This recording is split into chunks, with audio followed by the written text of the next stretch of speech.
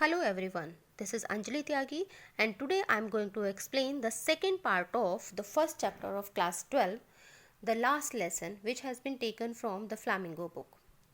In this part, we will study that Hamel, the teacher, sat on a chair and announced an order came from Berlin that only German language would be taught in the schools of Alsace and Lorraine.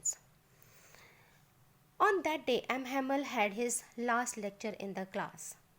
He wanted to give everything, whatever he had, to them in one stroke. At that time, Franz realized why the crowd was gathered in front of the bulletin board. He felt very sad knowing that he had his last class of French language. He felt regret and did not know how to read and write French properly due to procrastination because they lingered on the task that they will learn in future. Suddenly his books became his friends, especially the book of grammar and history, and he forgot the cranky behavior of his teacher, Hamel. He understood that the villager sat in the class to pay thanks to the teacher Hamel for his continuous service of 40 years and to respect their mother tongue. Hamel explained that citizens could not learn French due to the procrastination. They lingered on learning. They didn't give priority to their mother tongue. Parents prefer to send their children for work and to earn little more money. They were not concerned towards the study of their children. The teacher blamed himself as whenever he didn't want to give a class to a student, he sent them to water the plants, and when he wanted to go for fishing, he declared holiday. Showing this love and respect to French language, Hamel said that French is the most beautiful, clearest and logical language of the world, and everyone should guard and respect it. He said that a language works like a key, as a key is required to open the lock of a prison.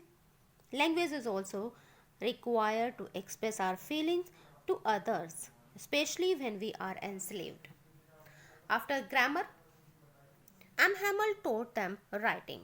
He brought copies for students written France Alsace in round hands, and students were practicing it. They were so busy in their work that they couldn't observe the entrance of a beetle in the class. There was complete silence in the class. Meanwhile, when Franz looked at Hamel, he noticed that the teacher was sitting motionless and gazing things one by one as if he wanted to capture these things in his mind. Then he heard the movement of trunk pulled by Hamel's sister, who was packing the luggage.